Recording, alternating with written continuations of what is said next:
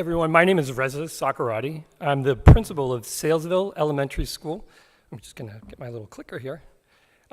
In Lincoln, Rhode Island, and I just want to start out that I'm here representing lots of people, and I want to acknowledge some of those people. First of all, the teachers and administrators of the Lincoln Public Schools. They're an immense support. They've done tremendous work, and I'm so proud. I wish I could have them all here today. I'd also like to thank the Highlander Institute. This is an organization that we've partnered up with who supports us with learning about blended and personalized learning. And in particular, I'd like to thank Mike Maelli. He's our coach, and also Sean Rubin and Kathy Sanford. They both have written a great book. It's called Pathways to Personalization. And Mr. Rubin's here, and he's going to be doing a session a little bit later today. So if you're interested in learning more about this, I encourage you to go to that session. So Salesville Elementary School is outside of Providence, Rhode Island. It's in Lincoln. We border some urban districts, and we have a part of our district, our community, that is rather affluent. So it's a really interesting community. It's one that I think is fascinating because in the region, in the Northeast, you find sometimes you get priced out of a community. Lincoln is somewhere that you could have upward or downward mobility. You could stay there for the rest of your life if you'd like. Salesville in particular, a lot of people leave and then they come back to have their children learn at Salesville. I'm so fortunate because I get to work at a small school where I get to know the students very well and their families. And so our story is about scaling up. So like many public schools, we have had a lot of trouble sometimes getting an initiative going. For example, data teams. We did data teams. We had people come out from outside. We took half a day. We got substitutes. We were crunching numbers. We were seeing great things. And when the money dried up, those practices kind of went away and we went back to doing more streamlined approaches. We still use the data, but we don't do those protocols the way that they taught us, even though they were really helpful. Same thing with a lot of other initiatives. They seem to just peter out. Or sometimes we see something really promising, and then all of a sudden, it just dead ends in like one or two classrooms. But blended learning, somehow, some way in our school, it was able to spread. And that's what I'm so excited to talk about. So you're probably familiar with Rogers' innovation curve. And if you're not, you're gonna hear it in action because I'm gonna have some of my teachers share about that. But what we found was that by using this model and recognizing it, we were able to figure out what levers are necessary to be able to spread an idea. And our idea begins with a model classroom, but then spreading it again and again. And it's helped us to figure out ways to spread new writing approaches and other initiatives. So what I'm going to show you right here is, I think better than I can say it, some of my teachers and how this initiative spread. So if you could play the video, please. This is Salesville Elementary School, home of the stars. This is a story of our journey, how a great idea spread among teachers and was supported by building and district administrators. I'm one of the original early adopters at my school, and I've been teaching for 36 years. I began to use blended learning so students would gain exposure to technology and skills at an early age. Through blended learning, lessons are differentiated to better meet the needs of all learners in my classroom. Every student has access to a classroom experience that is personalized to provide challenges, build upon their strengths, close gaps, and eliminate academic weaknesses. As an early adopter, I received professional development, did a lot of learning on my own, and became more comfortable through much trial and error. I began blended learning 2 years ago when the technology coach approached me with a new initiative from the district. As a novice, I'm always looking for new ways to incorporate technology and keep my students engaged. My principal approached me and asked if I was interested in working with Highlander and piloting blended learning in my ELA classes.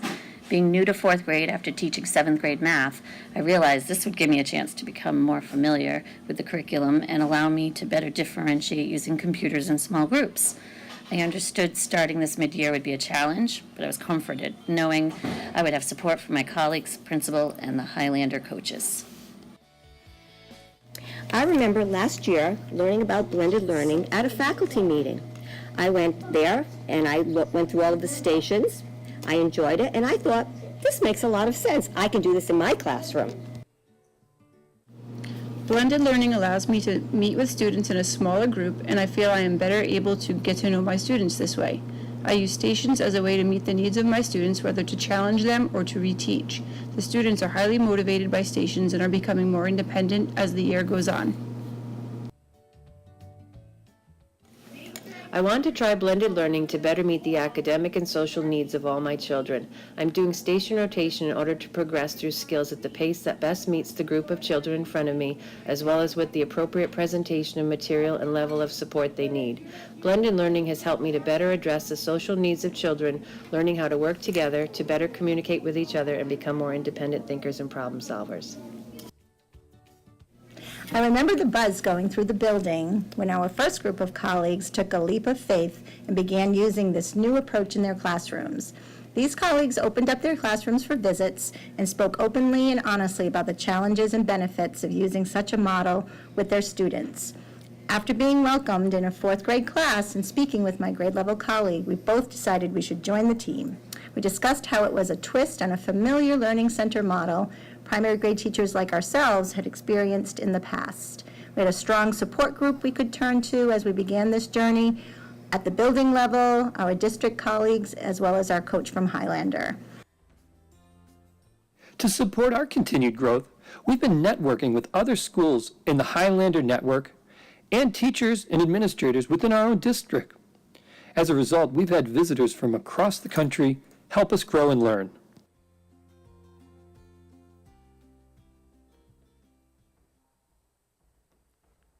So as you can see, there are different needs for each of the teachers in different groups, and I would love to keep the conversation going. So if you are interested, you can meet up with me later. Here's my Twitter account and my email address. Well, thank you very much. Oh, good morning, everybody. It's my pleasure to be here. My name is Lucas Hiley, and I'm the principal of Laurelton Party Intermediate School, so about an hour down the road from Buffalo. Small world story, Anibal, the first presenter, and I actually went to graduate school together, so we're connected here at ASU. So I'm going to talk to you a little bit today about a grassroots project in my school around student goal setting. If I was to assign an essential question to this work, it would be, how are students agents of their own learning? So I am in intermediate school, third, fourth, fifth grade, and we are also a PYP school, so that's the military version of the International Baccalaureate. And PYP promotes students being agents of their own learning, which is really difficult in today's society when it's very easy for adults to fix everything for kids and kids to have and come to expect immediate gratification through games and all sorts of technology. So there's a little grassroots project in our school where each student has developed a goal for himself or herself. It's connected to some of the work that's going on in our district. We are a one-to-one district, so all the students in my school, in our district, have iPads or laptops. So there's a big push for personalized learning. So what better way to engage in personalized learning than to have students developing their own goals? It's also a district goal to foster social, physical, and emotional well-being, so we have kids setting some goals around those things. We have a change in leadership that's focusing on care and respect. And then the secondary gain here is the collaboration that's been going on in classrooms and in virtually every meeting among teachers in the school where we're getting together to talk about goals. So just a quick bit of research around the goal setting. So Marzano and his folks established goals as the process of establishing a direction for learning, which can be applied to academic or social emotional learning. So long story short, goal setting leads to higher rates of student engagement and higher rates of student agency, which come together to promote student achievement. So I didn't tell you much about my district. We are a pretty diverse group of students. Half of our students are white, half of our 30% of them are African American, 20%. And so a lot of our students are coming to school not really recognizing or knowing what school is about. Setting a chart, setting a course with a goal has been helpful in giving kids a purpose for their own learning. So this is the actual work that's going on in our school. All students in our school have an individual goal. They're designed around the SMART goal framework, which is still considered best practice. And so every individual goal has to be about academics. And I was clear to staff that I didn't want students' individual goals to be about behavior, because that's like the easy go-to to kind of blame kids for behavior. I wanted it to be about learning.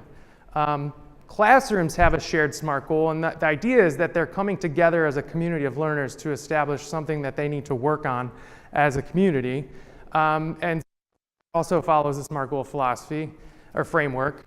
Goals are kept in a portfolio, and I left that open to teachers to be able to integrate this into their culture however they want. So I've seen some of my teachers use Schoology and embedded in Schoology. Others are literally in a folder, and that's just where they're keeping their work.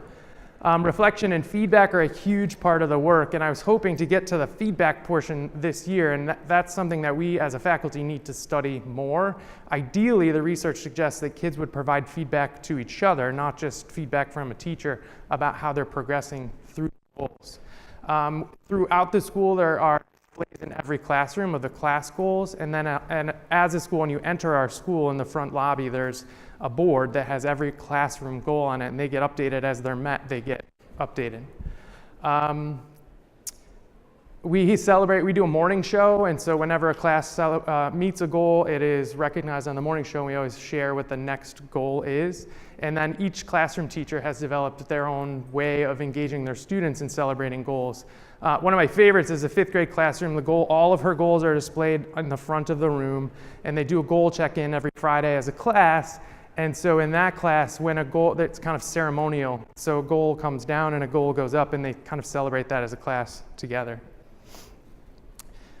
Just quickly, some next steps. We need to continue to refine the goal setting, monitoring, and reflecting, staying true to the SMART goal framework, and really focusing on helping kids reflect and reflect to each other. I really want my teachers to focus more on more important classroom goals. I feel like they are easy to focus on routines and transitions and raising hands, but I'd rather them focus on behaviors that will position kids to be more agents of their own learning. And then we'll come together and figure out what we want the portfolio expectation to look like. I would like every child to leave Laurelton Part E with 3 years worth of goals as a reflection of their learning. So I thought I'd end with sharing a few goals. The picture on the left is Vinny's, and Vinny wants to get to level 110 in reading in EPIC. EPIC is our online reading resource. And his teacher has him with a plan, and his plan is to use EPIC for silent reading. This teacher has really pushed him to think of why, and he's like, well, the purple sticky note is his why, and it really says, well, I think I need to be a better reader, and that will help me in everything.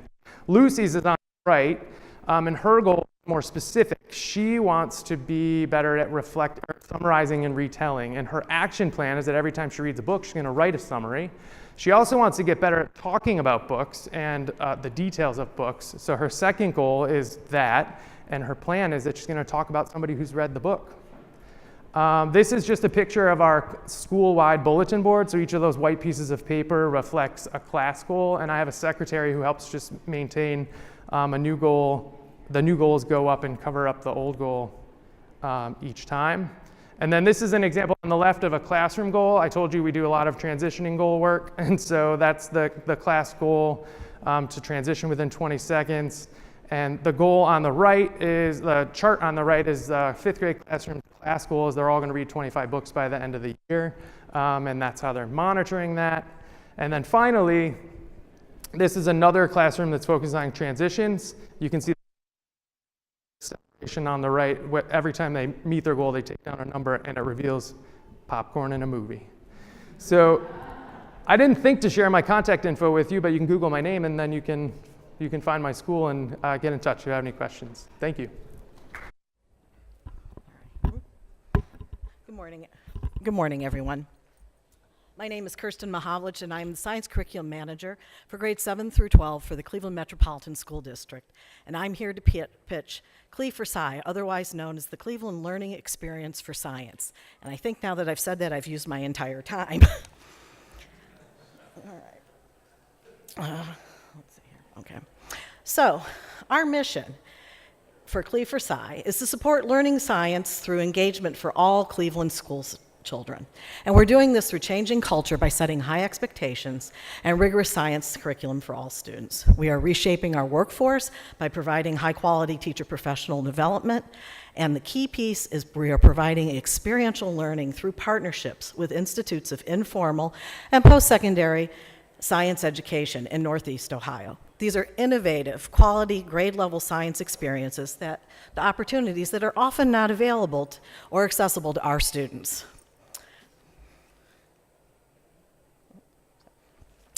So, CMSD is located on the shores of Lake Erie in Northeast Ohio, and we are the second largest district in the state. 85% of our students, went too fast.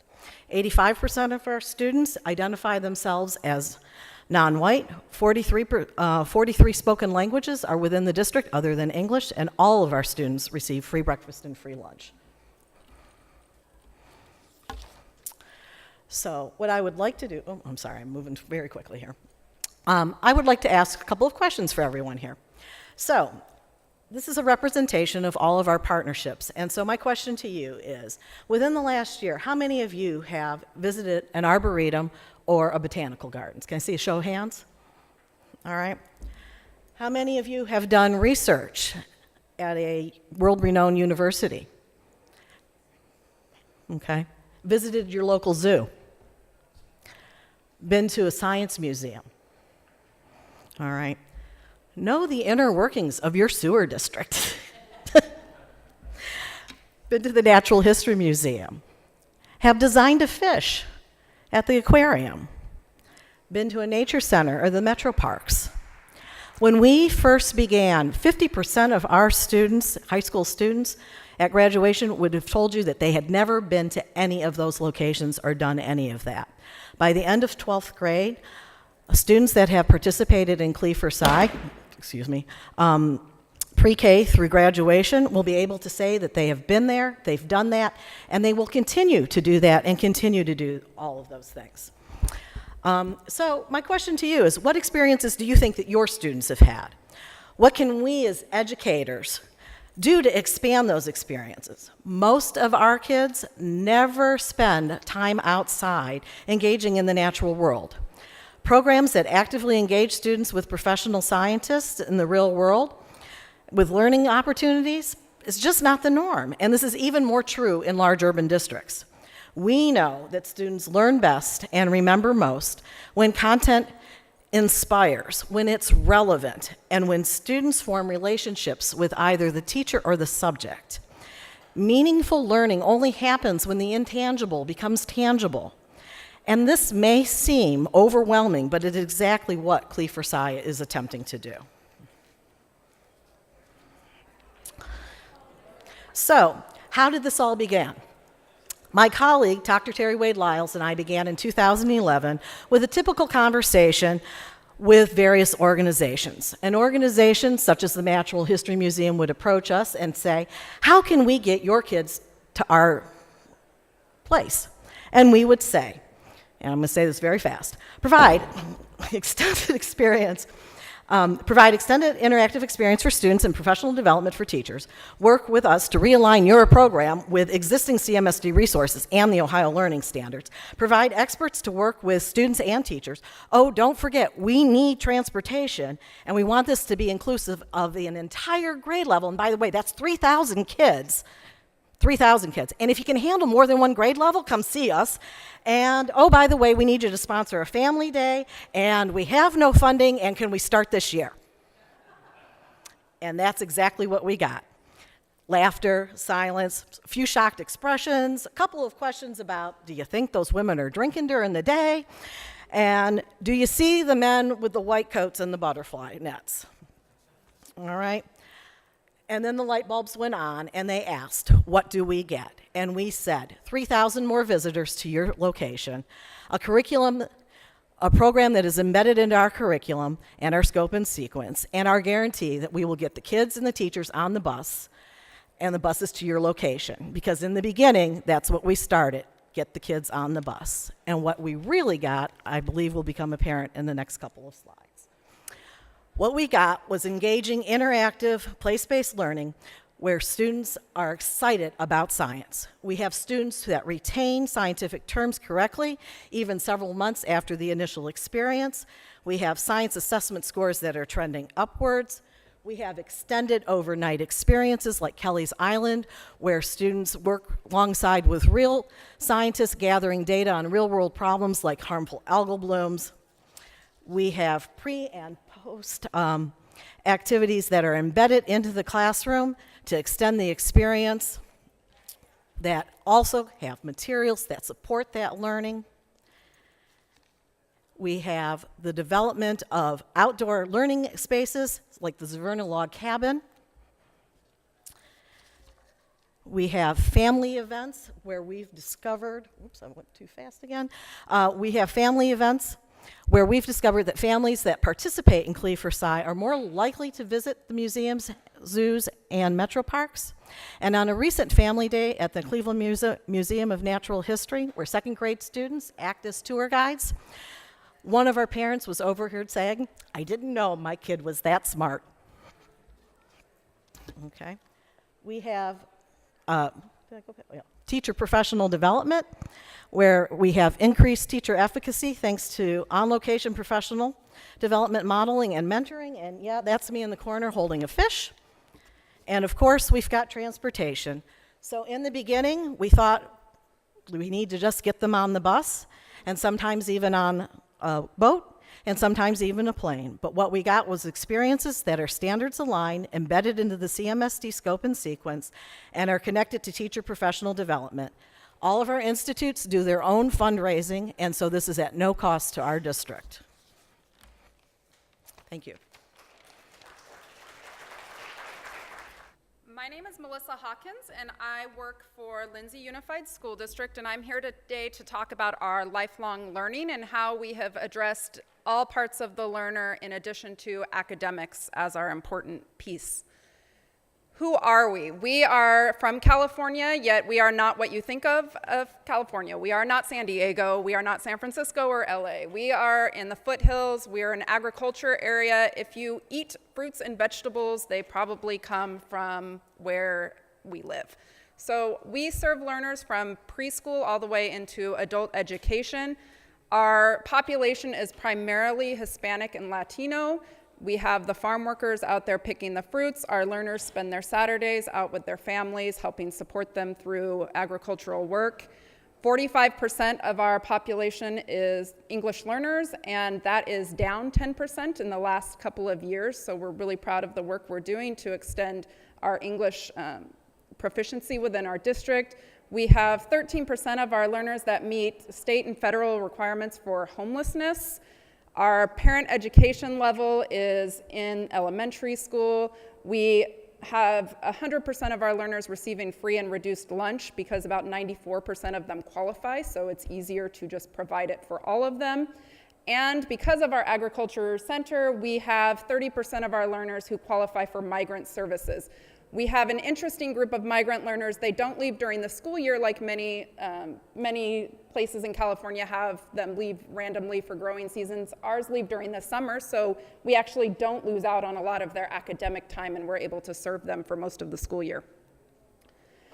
We had a large call to action in 2006. It became apparent to the community that we were underserving their learners. We were graduating learners who were not prepared for life beyond the K12 environment. Our valedictorians were going off to college and were taking remedial classes. Our learners, we were starting and increasing our numbers that were graduating and going off to university, but they were not staying in there. So we were having a lot of first-generation college goers, but not a lot of first-generation college graduates. And in response, the community decided to come together and address the needs of the learners. So in 2007, we had stakeholders, community business owners, the board of trustees, parents, classified staff, our teachers, all came together to discuss what we wanted for our graduates. What would life look like in our ideal experience for our learners when they left our system, and how could we make them successful beyond school? One of the outcomes within our strategic design was our lifelong learning. We looked at different areas where learners needed to be skilled in order to survive post K12. And that didn't always deal with just academics, how do I get through school, but how do I have a growth mindset? How do I set goals and meet them? How do I deal with mental problems or physical abuse or other pieces that I may encounter sometime in my life after school? Not just with the intention of getting them to college, but how can I serve and be prosperous after I get out of school?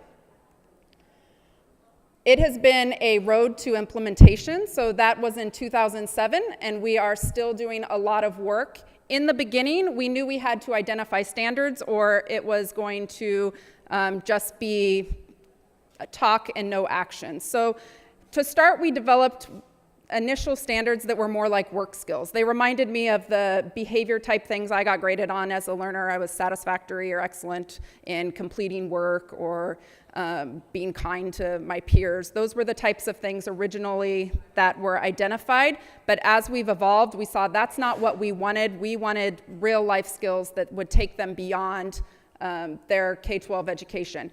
So the standards were rewritten, and we had specific standards identified for spans of learners in K2, 3, 5, 6, 8, 9, 10, and 11, 12. And after a year or so of implementing those spans, we realized it still wasn't specific enough to what our teachers needed in order to implement them, because we saw that, yes, goal setting, but maybe the second grade was teaching it differently than a kindergarten, but they were telling learners that they had successfully done it, but there wasn't a common understanding of what that looked like. So we reformatted, had identifiable goals for each grade level of standards, and we're currently in our major roadblock, which if any of you have dealt with social emotional learning, it's emerging. In 2007, when we started identifying this, there was nothing out there. There wasn't talk about anything, and so it's been a process, and we're continuing through that, and we're currently developing resources and how do we support instruction, because most of our teachers are not skilled in teaching these skills because no one ever taught them. And so we're asking them to teach learners how to be empathetic or how to persevere, and they're not people who in their lives have been empathetic or been able to persevere through difficulties. So really finding resources to support instruction is where we kind of lie right now. And so we've been partnering with different companies to develop specific resources for our standards. And that's been another hard part, is we've pulled from different places. And so we've got a little bit of this and a little bit of that. And it's not just the traditional social emotional learning, it's some other skills that people will need. So there's not a program that we can purchase and put into place. So it's been a process in order to identify those. And then we have a large population that are needing tier 2 instruction. We're slowly flipping our triangle where our tier 1 instruction is the best, but we knew to get our lifelong learning in place, that had to become the key to our tier 1 instruction. And it is the base even before our academic instruction. Once our learners can really understand how to have a growth mindset, how to set goals, now they have the skills that they need in order to advance in their academic learning and move towards that first best instruction and be successful in their learning environments. Our next steps are continuing to develop our curricular resources, really aligning assessment across our sites. We have 6 K-8 sites, and we want to make sure when we say that a learner is proficient at goal setting at one of those, that's the same thing that a learner is being expected of at another site. So really building out those pieces. And then engaging the community and making sure that they are all on board, and the Starbucks barista is asking the learners about where they are in their lifelong learning when they go to get their coffee, and that the whole community has buy-in. And thank you.